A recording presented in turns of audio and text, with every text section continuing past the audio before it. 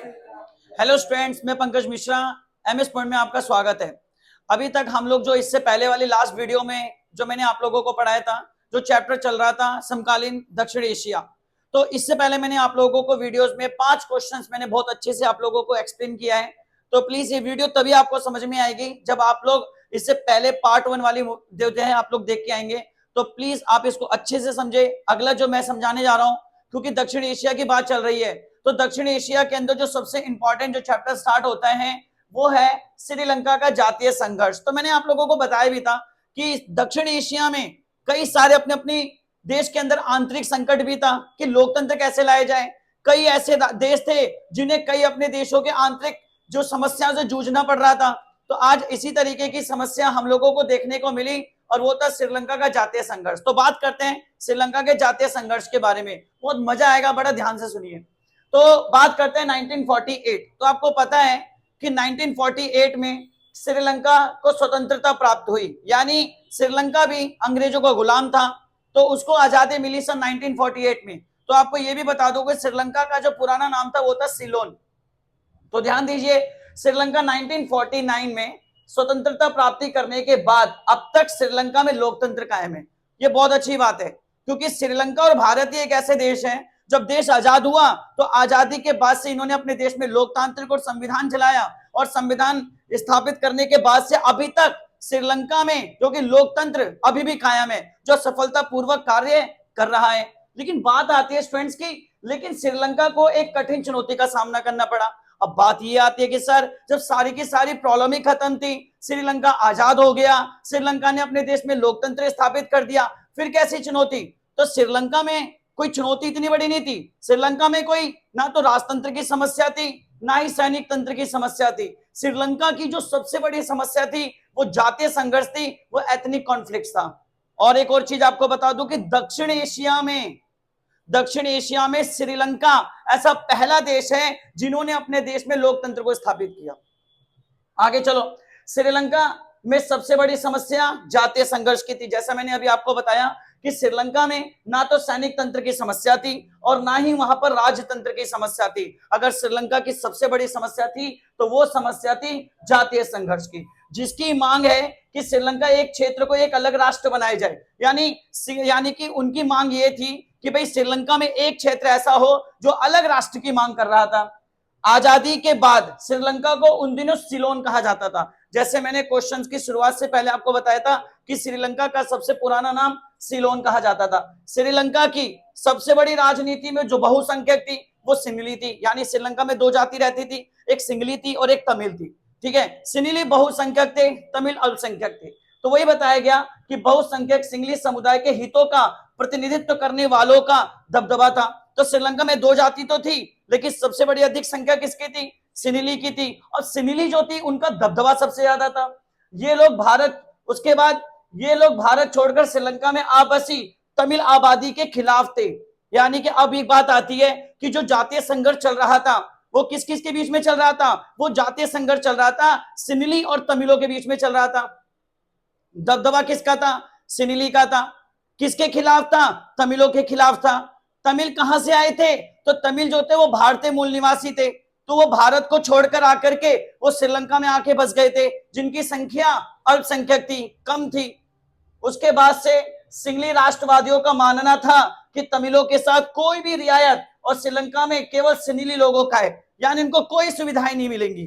जो भी सुविधाएं मिलेंगी केवल और केवल सिनिली को मिलेंगी। सरकारी नौकरी से लेकर और सरकार की सभी जो भी सुविधाएं होंगी वो सभी की सभी सुविधाएं सिनिली को दिया जाएगा।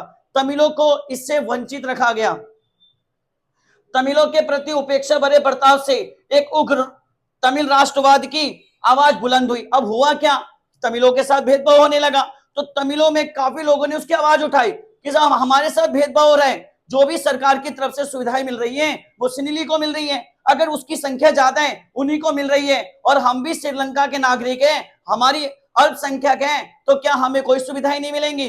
तो इसके बाद जाकर के इन्होंने 1983 में, यानी तमिल के उग्रवादी लोगों ने मिलकर 1983 में, जिसका नाम था एक संगठन का LTTE Liberation tigers of Tamil Eelam, यानी कि Liberation tigers of Tamil Eelam, ठीक है, श्रीलंकाई सेना के साथ सशस्त्र संघर्ष किया।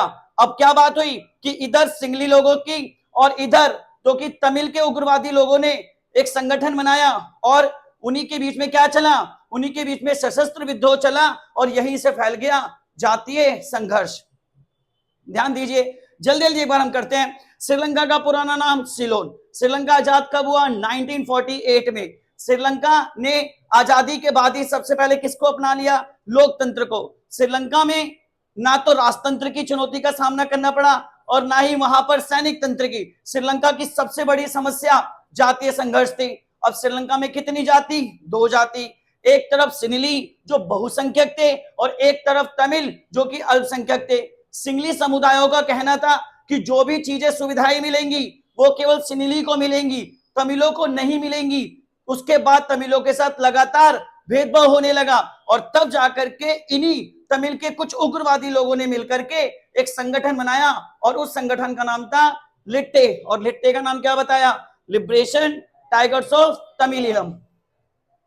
उसके बाद इसी लिट्टे यानी कि श्रीलंकाई तमिलों के लिए एक अलग देश की मांग की गई। अब इसी लिट्टे ने बोला भाई आप हमें अलग राष्ट्र दे दो। तभी श्रीलंका के उत्तर पूर्वी हिस्से पर लिट्टे का प्रभाव था। श्रीलंका के उत्तर और पूर्व में किसका दबदबा था? तो वहां पे सबसे ज्यादा प्रभाव था लिट्टे का। आगे चलिए, नेक्स्ट, श्रीलंका की समस्या भारतवंशी लोगों से जुड़ी थी। अब भारतवंशी, अब कहोगे सर प्रॉब्लम तो श्रीलंका की आंतरिक थी, इसमें भारत कहां से बीच में आ गया? तो मैंने अभी आप लोगों को बताया कि जितने भी तमिल जो अल्पसंख्यक थे वो सब भारतीय मूल के थे, जो कि श्रीलंका के आजादी के बाद वो श्रीलंका में आकर बस गए थे। तो श्रीलंका की समस्या भारतवंशी लोगों से जुड़ी है। भारत की दक्षिण जनता का भारतीय सरकार पे भारी दबाव था। वो लोग दक्षिण है तो आपको पता है तमिलनाडु, तो वहीं से ही दबाव भारतीय सरकार पर पड़ने लगा कि भाई हमारे श्रीलंका में रह रहे तमिल के लोग हैं, उन पे अत्याचार हो रहा है। तभी जाकर के श्रीलंकाई तमिलों के हितों की रक्षा करे सरकार, जाए भारत सरकार और वहां पर तमिल यानी श्रीलंका में जो तमिलों पर हो रहा अत्याचार है उसको रोका जाए, उनको भी वही सुविधा दी जाए। मगर आगे क्या हुआ? भारत सरकार ने समय समय पर तमिलों के सवाल पर श्रीलंका सरकार से बातचीत करने की कोशिश की कि भाई ये सारी चीजें समस्या खत्म हो जाए, मगर श्रीलंका की सरकार करे क्या? श्रीलंका खुद अपनी जातीय संघर्ष से बहुत ज्यादा परेशान थी। उसके बाद लेकिन 1987 में भारत ने श्रीलंका की मदद करने का फैसला किया और उन्होंने एक शांति सेना बनाई और 1987 में यही शांति सेना श्रीलंका गई। यानी भारत ने श्रीलंका का क्या किया? श्रीलंका की मदद करी। जो श्रीलंका में चल रहे जातीय भेदभाव है उसको समाप्त करने के लिए भारत सरकार ने एक संगठन बनाया और वो एक सेना बनाई, शांति सेना। और 1987 में यही शांति सेना कहां गई? श्रीलंका गई, ताकि जातीय संघर्ष को समाप्त कर सके। फिर हुआ क्या? आखिर भारत सेना लिट्टे के साथ संघर्ष में फंस गई। इधर सिंगली और इधर लिट्टे, जातीय संघर्ष में भारत की सेना फंस चुकी थी। भारतीय सेना की उपस्थिति में जनता ने भी पसंद नहीं किया और श्रीलंकाई जनता ने समझा कि भारत श्रीलंका के अंदरूनी मामले में हस्तक्षेप कर रहा है और लोगों को यह लगा कि भारत जो है वो हमारे श्रीलंका में आकर हमारे आंतरिक मामलों में हस्तक्षेप कर रहा है। तभी 1989 यानी कि शांति सेना श्रीलंका में हो रहे जिस तरीके का विरोध था या जिस तरीके का जातीय संघर्ष था उसे समाप्त नहीं कर पाई, मगर ये जो जातीय संघर्ष था वो और ज्यादा तेजी से बढ़ता चला। उसके बाद से भारत सरकार ने यह निर्णय लिया कि जो 1987 में जो शांति सेना श्रीलंका भेजी गई उसे 2 साल बाद 1989 में वापस बुला लिया गया। उसके बाद लास्ट है कि श्रीलंका के इस संकट का चरित्र हिंसक था। अब 1 नंबर का क्वेश्चन आपका बनेगा कि अंतरराष्ट्रीय माध्यम के रूप में देखें तो नॉर्वे और आइसलैंड जैसे स्कैंडिनेवियाई देश युद्ध दोनों ही पक्षों के फिर से आपस में बातचीत करने के लिए राजी कर रहे थे। अब इन्हीं की सहायता से सशस्त्र संघर्ष खत्म हो गया और श्रीलंका की सरकार ने 2009 में लिट्टे को समाप्त कर दिया और जो सुविधाएं सिंगली को मिल रही थी वही सुविधाएं तमिलों को मिलने लगी और वहीं पे श्रीलंका में पूर्ण रूप से शांति स्थापित हो गई। तो ये 2-3 चीज आपको पढ़ना है। ये जो श्रीलंका वाला क्वेश्चन है और जो मैंने ये टॉपिक आपको बताया कि अंतरराष्ट्रीय माध्यम के रूप में नॉर्वे और आइसलैंड जैसे ठीक है स्कैंडिनेवियाई देश युद्ध में दोनों पक्षों से आपस में बातचीत करी, इसी को लेकर के श्रीलंका की सरकार ने 2009 में लिट्टे को पूरी तरीके से समाप्त करके जो सुविधाएं सिंगली को मिल रही थी वही सुविधाएं तमिलों को मिलने लगी और श्रीलंका में पूर्ण रूप से शांति स्थापित हो गई। तो मुझे लगता है कि ये आप अच्छे से पढ़ेंगे।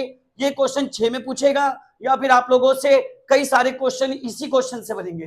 तो मुझे उम्मीद है आपको ये चीजें समझ में आ गई होगी। तो स्टूडेंट्स, अब हमारा समकालीन दक्षिण एशिया में जो अगला क्वेश्चन बनता है, जो कि दक्षिण एशिया के देशों में मैंने आप लोगों को बांग्लादेश, पाकिस्तान, यहाँ तक कि मालदीव, भूटान, इन सब के बारे में बताया। अब बात आता है हमारा पड़ोसी देश नेपाल। तो पहले तो नेपाल के बारे में बताऊंगा कि नेपाल में ऐसा है कि हमारे यहाँ पे वीजा पॉलिसी जो है वो नहीं लगती। आज भी हमें किसी भी तरीके से नेपाल में जाने के लिए हमें वीजा की जरूरत नहीं होती। तो प्लीज आज हम बात करते हैं कि नेपाल के लोग अपने देश में लोकतंत्र को बहाल करने में कैसे सफल हुए। क्या हुआ था कि नेपाल में लोकतंत्र किस तरीके से वहां पे बहाल किया गया, शामिल किया गया। तो प्लीज धीरे धीरे अच्छे से आप लोग मेरे साथ समझते हुए चलेंगे, ठीक है ना। नंबर 1, नेपाल अतीत में एक हिंदू राष्ट्र था, यानी नेपाल अतीत में एक हिंदू राष्ट्र था। फिर आधुनिक काल में कई सालों तक यहाँ पे संवैधानिक राजतंत्र रहा। तो हमें यह पता चला कि नेपाल जो है वो अतीत में एक क्या था, हिंदू राष्ट्र था। फिर आगे चलकर वो एक संवैधानिक राजतंत्र रहा, ठीक है ना। उसके बाद मैंने बताया कि संवैधानिक राजतंत्र के दौर में नेपाल की राजनीतिक पार्टियां और आम जनता खुले हुए उत्तरदायी शासन की आवाज उठाते रहे। तो मैंने आपको बताया कि नेपाल अतीत में एक हिंदू राज्य था, ठीक है ना। फिर धीरे धीरे वहां पे संवैधानिक राजतंत्र कायम हो गया, और लेकिन वहां की जनता और वहां की पॉलिटिकल पार्टी यानी राजनीतिक दल और जनता ने मिलकर राज्य का विरोध किया और तेजी से शासन के खिलाफ उन्होंने आवाज उठाना शुरू कर दिया गया। अब क्यों उठाया आप बहुत अच्छे से जानते हैं, क्योंकि जितने भी नेपाल के जो लोग थे वो चाहते थे कि नेपाल में लोकतंत्र स्थापित हो जाए। आगे सुनिए। लेकिन राजा ने सेना की सहायता से शासन पर पूर्ण नियंत्रण कर लिया, यानी राजा जो था उन्होंने पूरे नेपाल पर उन्होंने अपने सैनिकों के दम पर अपना शासन जो था उस पर पूरा नियंत्रण में ले लिया और नेपाल लोकतंत्र की राह पर अवरुद्ध हो गया और वो लोकतंत्र जो था वो पूरी तरह से रुक गया।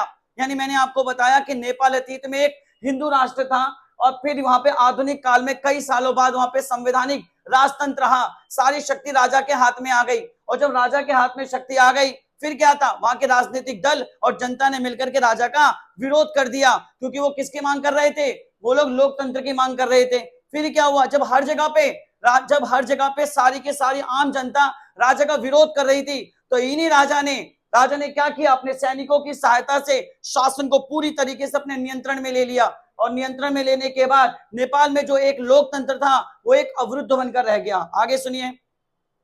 एक मजबूत लोकतंत्र का समर्थन आंदोलन फिर हुआ, लोगों ने आंदोलन किया और पूरा का पूरा जो नेपाल था वो आंदोलन की चपेट में आ गया। और उसके बाद राजा ने 1990 में नए लोकतांत्रिक संविधान की मांग मान ली। उन्होंने कहा भाई ठीक है। 1990 में जब पूरे नेपाल में क्या हुआ, पूरा नेपाल आंदोलन की चपेट में आ गया, तब राजा ने मजबूर होकर के 1990 में उनके जो लोकतंत्र के लिए जो आंदोलन चल रहा था कि नेपाल में लोकतंत्र आए, तब जाकर राजा ने उनकी मांगों को स्वीकार कर लिया। नेपाल में लोकतांत्रिक सरकारों का कार्यकाल बहुत छोटा था और समस्याओं से भरा था। लोकतंत्र आया मगर कार्यकाल बहुत छोटा था और बहुत ज्यादा समस्याओं से घिरा था। और समस्या क्या थी, आगे सुने। 1990 के दशक में नेपाल के माओवादी, यानी अब माओवादी आ गए। अब माओवादी कौन है, एक विचारधारा है। अब जैसे ही नेपाल में माओवादी नेपाल के अनेक हिस्सों में अपना प्रभाव जमाने लगे, यानी नेपाल के चारों तरफ जो कि माओवादियों की विचारधारा थी वो चारों तरफ फैलने लगी और जैसे ही कामयाब हुए, इस कारण राजा की सेना और माओवादी के गुरिल्लों के बीच में युद्ध हो गया। अब राजा को लगने लगा कि अब तो माओवादी अपना विचार जो है वो चारों तरफ फैला रहे हैं। तब राजा की सेना और माओवादियों के बीच में क्या हुआ, इन दोनों के बीच में झगड़ा हुआ, युद्ध हुआ। आगे क्या होता है, तब जाके राजा, लोकतंत्र के समर्थक और माओवादी, यानी जनता और माओवादी तीनों के बीच में यहां पर क्या हुआ, त्रिकोणीय संघर्ष हुआ। तब राजा ने 2002 में संसद को भंग करके सारी शक्ति अपने हाथ में ले ली। और जब अपने हाथ में ले लिया था, जैसे ही माओवादी और जनता ने जब अपने लोकतंत्र की मांग करने लगे, तब उसके बाद क्या हुआ, सभी जगह पर जब लोकतंत्र की मांग होने लगी, तब राजा ने जो 2002 में संसद को भंग किया था उसे 2006 में पुनः दोबारा स्थापित किया संसद को। और जैसी संसद को स्थापित हुआ तो 2006 में नेपाल में लोकतंत्र स्थापित हो गया। जब लोकतंत्र स्थापित होने के बाद नेपाल में जैसे लोकतंत्र स्थापित हुआ और 2008 में राजतंत्र को पूरी तरीके से समाप्त कर दिया गया, यानी 2008 में राजतंत्र मोनार्की सिस्टम पूरी तरीके से समाप्त हो गया और 20 सितंबर 2015 को नेपाल ने अपना एक नया संविधान बनाया जो कि विश्व का सबसे नया संविधान माना जाता है। तो एक बार धीरे से सुने, जल्दी जल्दी। मैंने आपको पहले क्या बताया, नंबर 1, नेपाल अतीत में एक हिंदू राज्य था। उसके बाद राजा ने क्या किया, उन सारी की सारी शक्ति को उन्होंने अपने अधिकार में ले लिया। फिर उसके बाद जनता और वहां के राजनीतिक दलों ने मिलकर राजा का विरोध किया और लोकतंत्र की मांग करने लगे, लेकिन राजा ने अपने सैनिकों के दम पर उस विरोध को शांत कर दिया। लेकिन आगे चलकर 1990 में जब ये विरोध इतना बढ़ता चला गया, तब जाकर के राजा ने 1990 में वहां पे लोकतंत्र को स्थापित करने का फैसला किया।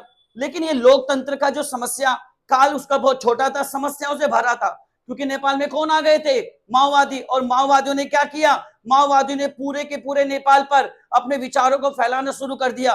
तो उधर राजा की सेना और माओवादी की गुरिल्लों के बीच में युद्ध हुआ, और जब युद्ध हुआ तो राजा ने 2002 में संसद को भंग किया और उसके बाद वहां पर सारी शक्ति अपने हाथ में ले ली। तो त्रिकोणीय संघर्ष चला, राजा, जनता और माओवादी। अब जनता और माओवादी एक होकर के लोकतंत्र की मांग करने लगे। हर जगह पर राजा का विरोध होने लगा, हर जगह पर लोकतंत्र की मांग करने लगे, जिससे राजा ने मजबूर होकर के 2002 में जो संसद को भंग किया था उसे 2006 में पुनः लागू किया गया और 2008 में राजतंत्र को पूर्ण रूप से समाप्त कर दिया गया और नेपाल में एक नया संविधान बनाया गया 20 सितंबर 2015 को, और यही नेपाल का संविधान विश्व का सबसे नया संविधान माना गया। तो मैंने आप लोगों को अभी नेपाल के बारे में मैंने आपको बताया। हमारे पास टाइम कम है, इसीलिए अगला क्वेश्चन जो आता है वो क्वेश्चन है कि भारत और बांग्लादेश के मध्य संबंधों का वर्णन कीजिए। तो ध्यान से सुनना, हमारे इस चैप्टर में समकालीन दक्षिण एशिया में हमारा जो अगला क्वेश्चन बनता है वो है भारत और बांग्लादेश के मध्य संबंधों का वर्णन कीजिए। तो स्टूडेंट्स, हमारे पास एक होता है किसी भी देश के साथ सकारात्मक संबंध होता है, तो किसी भी देश के पास नकारात्मक संबंध होता है। तो कई अच्छे संबंध होते हैं, कई बुरे संबंध होते हैं। तो नेपाल और भारत के संबंध में भी कई सकारात्मक संबंध भी देखने को मिला, तो कई नकारात्मक संबंध भी देखने को मिला। तो इसका पहले हम बात करते हैं नकारात्मक संबंध। तो देखिए, भारत व बांग्लादेश के बीच में गंगा और ब्रह्मपुत्र नदी जल में हिस्सेदारी सहित मुद्दों पर मतभेद हुआ। इसका मतलब भारत और बांग्लादेश में दो नदी गंगा और ब्रह्मपुत्र नदी को लेकर के आपस में मतभेद होने लगा। पहला पॉइंट आपको समझ में आ गया होगा। तो नकारात्मक पॉइंट क्या था कि भारत और बांग्लादेश के बीच में दो नदी गंगा और ब्रह्मपुत्र नदी के बंटवारे को लेकर के उनके बीच में मतभेद हुआ। नंबर 2 कि भारतीय सरकार के बांग्लादेश से नाखुश होने के कई कारण थे। हमारी भारत सरकार जो थी बांग्लादेश के कई ऐसे कारण थे जिससे खुश नहीं थी। क्यों? क्योंकि भारत में अवैध अप्रवासी ढाका के खंडन, यानी बहुत सारे बांग्लादेशी जो कि अपने बांग्लादेश की सीमा रेखा को पार करके भारत में शरणार्थी के रूप में आ गए थे, अवैध अप्रवासी थे। और यही नहीं बल्कि भारत विरोधी यानी भारत का विरोध करने वाले कुछ इस्लामिक कट्टरपंथी जमातों का समर्थन भी था। तो इस वजह से भारत जो था वो नाखुश था। तो पहला नकारात्मक प्रभाव क्या था कि भारत और बांग्लादेश के बीच में गंगा और ब्रह्मपुत्र नदी के बंटवारे को लेकर के मतभेद था। दूसरा क्या था कि भारत सरकार बांग्लादेश के कई कारणों से नाखुश थी, जिसमें से एक तो यही था कि जो बांग्लादेश है बहुत सारे अप्रवासी भारत में आकर अवैध अप्रवासी बन गए थे। और दूसरा कारण क्या था कि कुछ ऐसे भारत विरोधी कट्टरपंथी यानी कट्टरपंथी यहाँ पे कुछ जमातों का समर्थन था जिससे भारत नाखुश था। तीसरा, भारतीय सेना को पूर्वोत्तर भारत में जाने के लिए, अब आपको पता है भारत और नॉर्थ ईस्ट जिसको हम लोग 7 सिस्टर बोलते हैं, 7 बहन कहते हैं, तो भारत को उन पूर्वोत्तर भारत में भारतीय सेना को वहां जाने के लिए जबकि बांग्लादेश इनकार करता था। और यही नहीं, बांग्लादेश तो इनकार करता ही था, जबकि वहां पे ढाका में यानी प्राकृतिक गैस, बांग्लादेश का इनकार, ढाका के पास भारत को प्राकृतिक गैस निर्यात करने का फैसला कर लिया। उन्होंने कहा कि हम भारत को किसी तरीके का कोई भी प्राकृतिक गैस को निर्यात नहीं करेंगे। तो पहला, भारत और बांग्लादेश के बीच में गंगा और ब्रह्मपुत्र नदी को लेकर के जो मतभेद था। दूसरा पॉइंट कि बहुत सारे अवैध अप्रवासी भारत में आकर बस गए थे। और यही नहीं, कुछ ऐसे इस्लामिक कट्टरपंथी थे जो कि जमात जो भारत के विरोधी थे। अगला पॉइंट कि भारत के अंदर यानी भारत से पूर्वोत्तर भारत में जाने के लिए सैनिकों को बांग्लादेश अपने देश से रास्ता नहीं देता था। और यही नहीं, जबकि बांग्लादेश में सबसे ज्यादा प्राकृतिक गैस पाया जाता था, जिन्होंने साफ और साफ इनकार कर दिया कि वो भारत को निर्यात नहीं करेगा। तो ये इनके कुछ नकारात्मक थे। अब सकारात्मक की बात करते हैं कि इतने सारे विवाद होने के बाद भी हुआ क्या, विभेदों के बावजूद भारत बांग्लादेश के मसलों पर सहयोग करते हैं। आज भी कई विवाद हैं, मगर कई विवादों के बाद भी एक दूसरे के साथ आपस में सहयोग करते हैं। पिछले 10 वर्षों में दोनों देशों के बीच में आर्थिक संबंध काफी मजबूत हुए। इसका मतलब विवाद के बावजूद भी भारत और बांग्लादेश ने 10 सालों तक इन्होंने अपने संबंधों को काफी ज्यादा मजबूत किया है। अगला कारण, बांग्लादेश भारत के यानी 2 चीज चलाई गई थी, लुक ईस्ट और 2014 में एक्ट ईस्ट। यानी भारत और बांग्लादेश ने लुक ईस्ट और 2014 में एक्ट ईस्ट की नीति चलाई थी, जिसमें कि उन्होंने क्या किया था कि उन्होंने ये चलाया कि लुक ईस्ट और एक्ट ईस्ट की नीति चलाई। इसका मतलब क्या था, लुक एक्ट ईस्ट का मतलब कि वो म्यांमार के रास्ते होते हुए वो दक्षिण पूर्व एशिया के साथ अपने संबंधों को स्थापित करेंगे, ठीक है ना। उसके बाद आपदा प्रबंधन, यानी आपदा और पर्यावरण को लेकर के भारत और बांग्लादेश ने, यानी भारत और बांग्लादेश ने हमेशा से निरंतर आपस में सहयोग किया है। तो मैंने आप लोगों को 2 क्वेश्चन बताया। एक तो मैंने आपको बताया नेपाल में लोकतंत्र किस तरह आया, और अगला मैंने आपको बताया भारत और बांग्लादेश के बीच में संबंध, जो कि संबंध कैसे थे, सकारात्मक और नकारात्मक। तो ये मैंने 2 क्वेश्चन पढ़ाए, बहुत अच्छे से सुनना क्योंकि 23 मार्च को आपका एग्जाम है।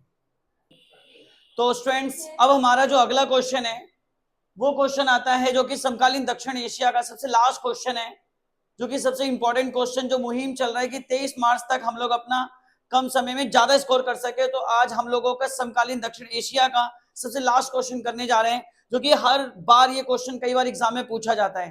तो प्लीज ध्यान देना कि दक्षिण एशिया के देश एक दूसरे पर अविश्वास करते हैं, इससे अंतरराष्ट्रीय मंचों पर ये क्षेत्र एकजुट होकर अपना प्रभाव नहीं जमा पाते।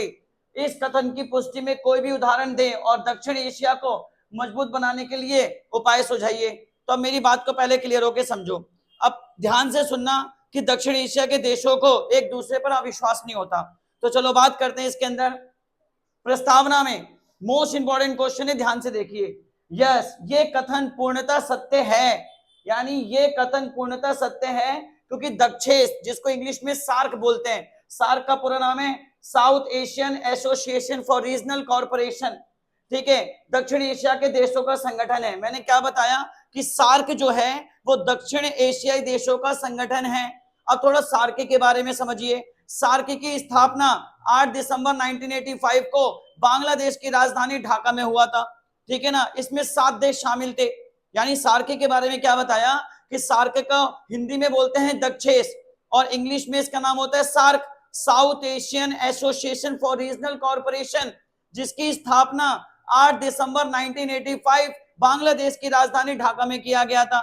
लेकिन यह बोला जाता है कि जब इसमें 7 देश थे तो 7 देशों के नाम पता होना चाहिए, भारत, पाकिस्तान, नेपाल, भूटान, श्रीलंका, मालदीव, बांग्लादेश। लेकिन क्या ये दक्षिण एशिया के जो देश हैं, क्या इन्हें एक दूसरे पर विश्वास है? तो इसी बारे में आंसर चल रहा है कि ये कथन पूर्णतः सत्य है कि दक्षेश यानी कि सार्क दक्षिण एशिया के देशों का संगठन है, लेकिन इसके सदस्य एक दूसरे को अविश्वास के नजर से देखते हैं। सही बात है, दक्षिण एशिया के जितने भी देश हैं, सार्क के जितने भी देश हैं, वो सभी के सभी देश एक दूसरे को अपने ऊपर अविश्वास के नजरिए से देखते हैं। विशेषकर भारत के प्रति सभी देश आशंकित रहते हैं। अब दक्षिण एशिया में जितने भी देश हैं वो सबसे ज्यादा शक के नजरिए से किसको देखते हैं? तो वो भारत को देखते हैं। इस कथन की पुष्टि है तो हम 2 उदाहरण से समझते हैं कि भाई दक्षिण एशिया के जो देश हैं, सार्क के देश हैं, वो भारत से ही क्यों सबसे ज्यादा उन्हें शक के नजर से देखते हैं। तो ध्यान देना, तो सबसे पहले बात करेंगे भारत व पाकिस्तान, क्योंकि ये 2 दक्षिण एशिया के यानी सार्क के सदस्य हैं। तो बात करते हैं भारत व पाकिस्तान दक्षेश के 2 शक्तिशाली देश हैं, यानी भारत पाकिस्तान सार्क के 2 शक्तिशाली देश हैं। लेकिन विभाजन के समय से ही दोनों देश विभिन्न मतभेदों से, यानी क्या है, ये दोनों मतभेदों से क्या है, ग्रस्त है। आप सभी को पता है जब भारत और पाकिस्तान आजाद हुआ तो दोनों के संबंध शुरू से ही खराब रहे हैं और दोनों देश एक दूसरे पर अविश्वास करते हैं। आज के टाइम पे भारत को पाकिस्तान पे, पाकिस्तान को भारत पर बिल्कुल भी विश्वास नहीं है। ये दोनों एक दूसरे पर अविश्वास के नजरिए से देखते हैं। पाकिस्तान ने भारत के खिलाफ अमेरिका का हाथ थामा था, यानी उसकी जब तनातनी चल रही थी किसके साथ, पाकिस्तान की भारत के साथ, तो इसी पाकिस्तान ने अमेरिका के साथ जाकर के अपने संबंध स्थापित कर लिए थे। दोनों देशों के बीच अब तक 2 बड़े युद्ध हुए हैं।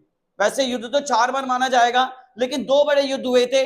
एक युद्ध हुआ था सन 1965, दूसरा युद्ध हुआ था 1971। भारत पाकिस्तान पर आतंकवाद फैलाने का आरोप लगाता है। भारत कहते हैं कि पाकिस्तान जो है वो आतंकवाद फैलाता है, वो हमारे देश के अंदर आतंकवादी जरिए हमारे यहाँ पे कई तरीके के हमले करवाता है। तो ये भारत का आरोप है। तो पाकिस्तान का क्या आरोप है?